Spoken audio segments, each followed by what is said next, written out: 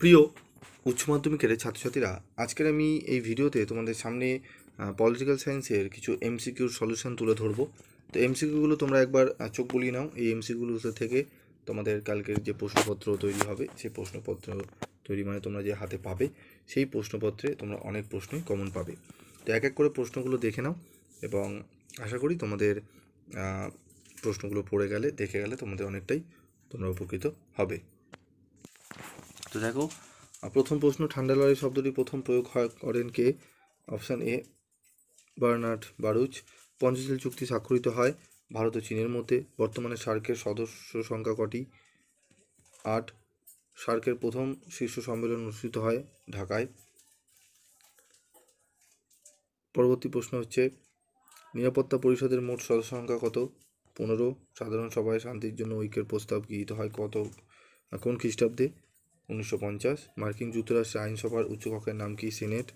এক কক্ষ বিশিষ্ট আইনসভা আছে এমন একটি রাষ্ট্র হলো চীন।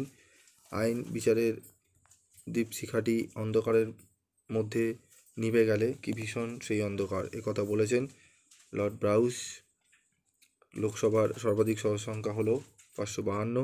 পশ্চিমবঙ্গের পঞ্চায়েত আইন প্রণীত হয় 1973 সালে। কলকাতা মিউনিসিপ্যাল কর্পোরেশনের প্রশাসনিক প্রধান হলেন মেয়র। দ্বিতীয় বিশ্বযুদ্ধ শুরু হয় 1939 খ্রিস্টাব্দে। জোট নিরপেক্ষ আন্দোলনের জনক হলেন জওহরলাল নেহেরু। ন্যাটো গঠিত হয় কার উদ্যোগে? মার্কিন যুক্তরাষ্ট্র। ভারত পাক সিমলা চুক্তি সম্পাদিত হয়েছিল কোন খ্রিস্টাব্দে?